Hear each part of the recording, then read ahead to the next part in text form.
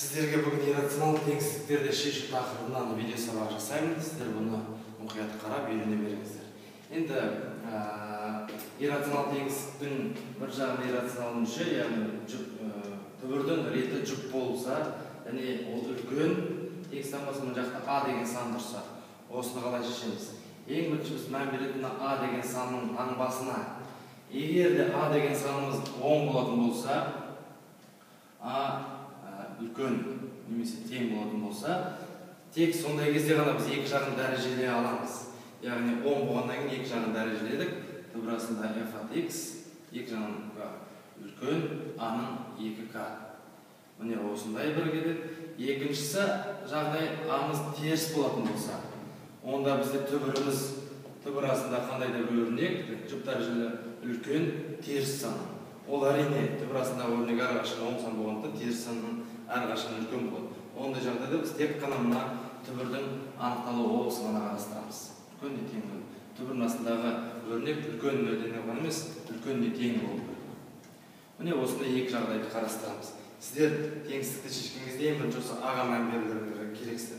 Енді мысал үшін осыған бір мысал келтірейін. Түбір астында 2x плюс 3 дейді. 2x плюс 3 үлкен 3-тен. Бұл теңсіздікті шешкен кезде жаңа қайталап айтып, тағы нағымын біз мән береміз. 3 10 сан. 10 сан болғаннан кейін ғана біз екі жағын дәрежелей аламыз. Бізге керек нәрседен құтылу керек, екі жағын дәрежелей. Ол яғни бірінші жағдайға жатады. Мына жағдайға жатады. Дәрежеледім 2x плюс 3 үлкен 9-дан. Мұндай кезде бізде анықталудың облысын қарастырудың қажеті жоқ. 2x плюс 3 нөлден үлкен немесе тең нөлден деп жазу қажет жоқ, өйткені ол 9-дан үлкен болды. Ары қарай шығара береміз, 2x үлкен 3 мың жаққа барады, 9-дан алынады, 6 болады, x үлкен 3-тен. Бұны біздің жауабымыз. Ал егер де есепте мына 3-тің орнына, мысал үшін минус 3 болатын болса, біз сол таңбаға мән беруіміз керек. Түбірдің астындағы өрнек үлкен минус 3-тен. Әрине түбірдің астындағы өрнек 10 сан болғаннан кейін ол әрқашан теріс саннан үлкен болады. Тек қана біз анықталу облысын қарастырамыз, анықталу облысы 2x плюс 3 үлкен емес тең 0-ден.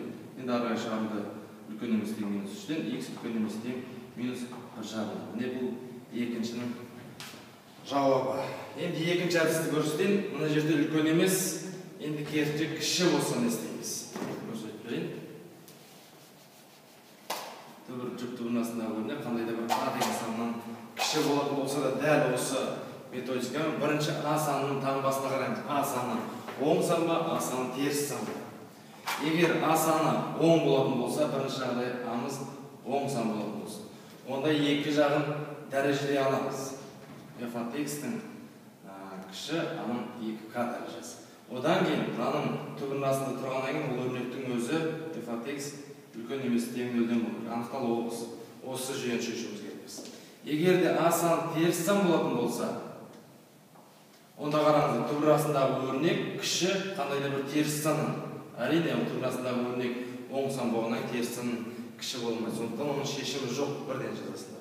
Енді осыған бір мысал қарастырып жүрейік екінші. Мысал үшін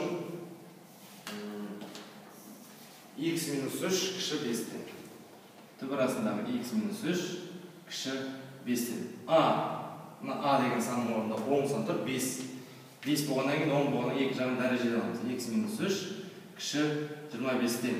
Одан кейін анықталу облысы, жаңа көрсеткендей анықталу облысымыз бар. x минус 3 үлкен немесе тең 0-ден. Осыны шешуіміз керекпіз. Біріншіден x кіші 28-ден, екіншіден x үлкен немесе тең 3-тен болады. Яғни 3-тен үлкен, 28-ден кіші. Жауап 3 пен 28-дің арасында болады. Егер де мынаның орнына мысал үшін таңбасын өзгертіп, басқа бір теңсіздік алып көрейік. Мысал үшін қараңыздар, 400 дәрежелі түбірдің астында 3 минус 5x